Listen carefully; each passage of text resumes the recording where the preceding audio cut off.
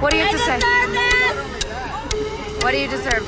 I deserve this. You deserve all of it. Everything. You deserve this.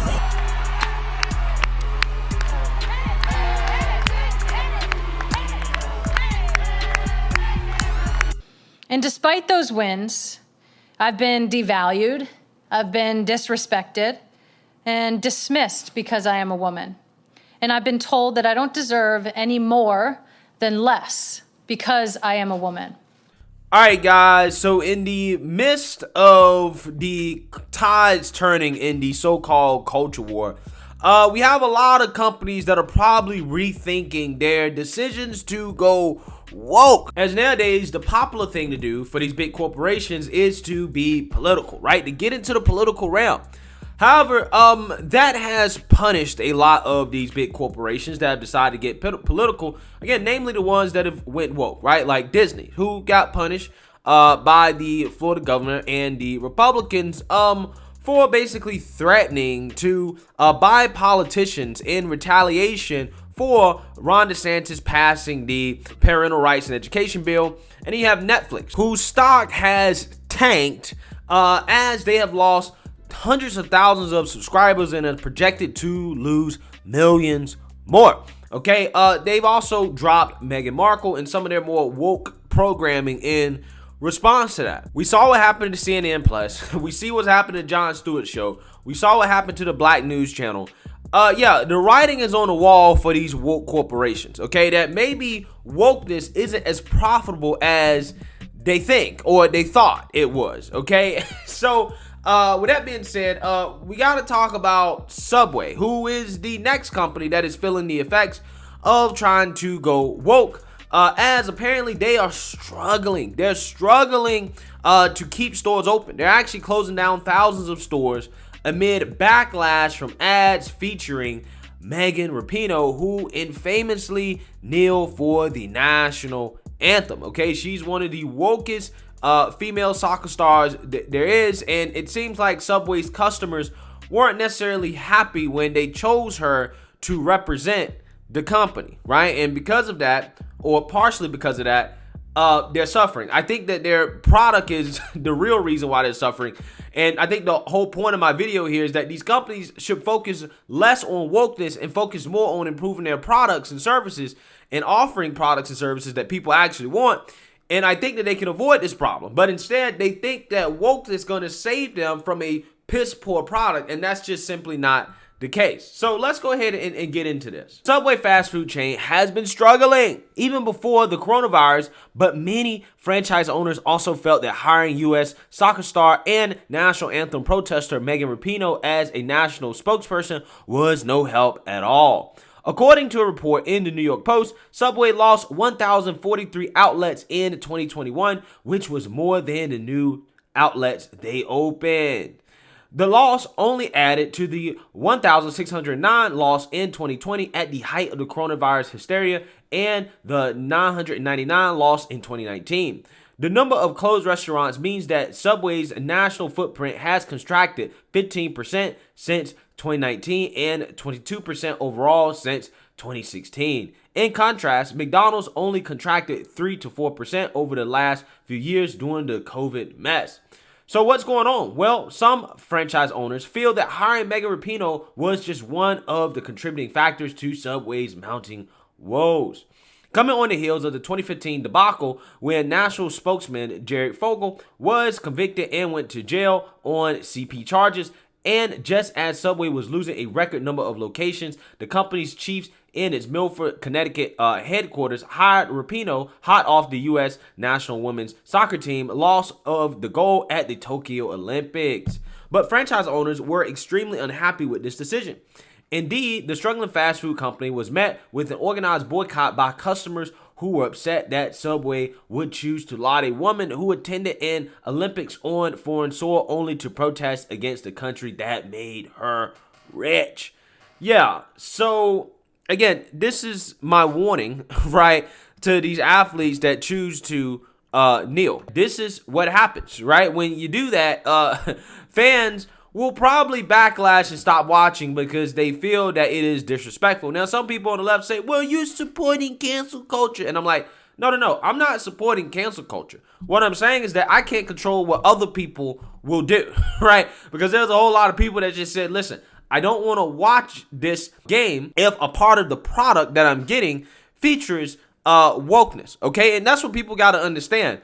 A lot of these companies, when you choose to be political, okay, what happens is that you're now saying that this is a part of our product, this is a part of our service, this is what we stand for.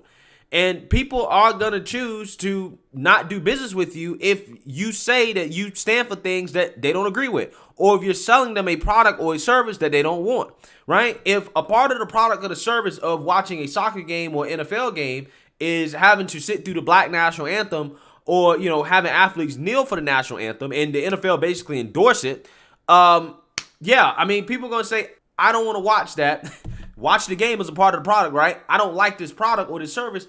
I don't want it, right? So again, you can call it cancel culture all you want, but you can't help that this is how people are going to feel. To me, in my opinion, Subway has made some really bad decisions in regards to who they want sponsoring their restaurant, when in reality, I don't think that sponsorships are Subway's problem. I think Subway's problem is the fact that they have a piss poor product, right? Some franchise owners were furious that Subway chose such a radical and controversial political figure to push their product. Quote, spending our money to make a political statement is completely and totally out of bounds, one Arizona franchisee reportedly complained last year. Yeah, I think a lot of these companies should just stop doing this in general. Like, stop diving into politics. I would much rather see a apolitical corporate America than a political corporate America, okay?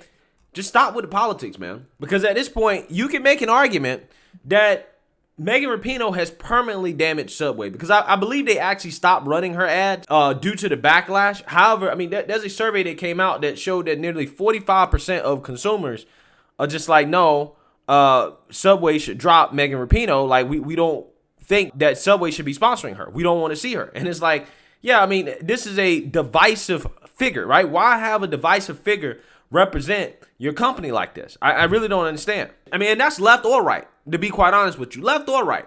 These companies can have their beliefs, right? If a company was started based off, I don't know, some political thing, if their whole thing is being politics from the get-go, fine. I really don't care, right? But if there's a company that has nothing to do with politics, they haven't branded themselves to be political in any way, and all of a sudden now they want to be political even though their product or service has nothing to do with politics at all, okay? They don't have a history of doing that. All of a sudden, now they want to do that. Yeah, I think that's a problem, okay? And expectantly, people are going to choose a side, right? And there are people that are going to win and there are people going to lose. Subway, it seems, they underestimated the amount of conservative customers that they have, okay? Another Subway location owner shared a boycott notice that a customer had taped to the store's door with the media. Now, this is a picture of that boycott notice that allegedly was posted on some of Subway's restaurants. Okay, it was that bad, right? That people were posting this stuff on the restaurant saying, hey, we're boycotting your restaurant because of Megan Rapinoe, okay? That is how bad she was for this brand. Terrible decision by these so-called Ivy League marketers that Subway probably has running their company. Quote, the ad should be pulled and done with, another franchisee wrote on Rapinoe's national commercial. It gets tiring apologizing. Subway never officially responded to the complaints about Rapinoe's spots, but they didn't play very long. Regardless, the company's foothold in the U.S. market continues to slip, and hiring people who are perceived as anti-American like Rapinoe is not helping reverse the decline. No, it's not. Wokeness does not pay anymore. And it's very clear when you look at what's happening to Netflix, what's happening to Disney, what happened to CNN Plus, what happened to the Black News Channel, what happened to Jon Stewart Show. It is very clear that this stuff is just not profitable. The American people don't want to see it. They don't want to hear it anymore. I don't understand why is it so hard for these companies to understand that people just want their product or service without all the politics thrown in, right? For whatever reason, they want to throw politics in and virtue signal, and that is backfiring on them in 2022. I mean, in Subway's case, you're selling sandwiches, bro, right? Sandwiches are not political. They shouldn't be political. You shouldn't be hiring athletes that have taken controversial political stances to promote your sandwich. Again, they don't have anything to do with each other, to be quite honest with you. So, yeah, people just want to eat their damn sandwiches without being lecture to. And on top of that, probably what will help you out more than hiring a woke athlete is actually making those sandwiches better, because I don't know why in the world Subway even exists at all, because they have the worst subs out of all the alternatives, right? You can go to places like, Publix, Firehouse Subs, Jimmy John's, any sub place I can name off my head is substantially better than Subway. So they should focus on actually improving their product and service rather than trying to be woke, and that might help them actually improve their business. But who knows, right? I'm just some guy on the internet. Let me know what you guys think. Make sure you like, comment, and subscribe. Most importantly, share a Black conservative perspective. Peace.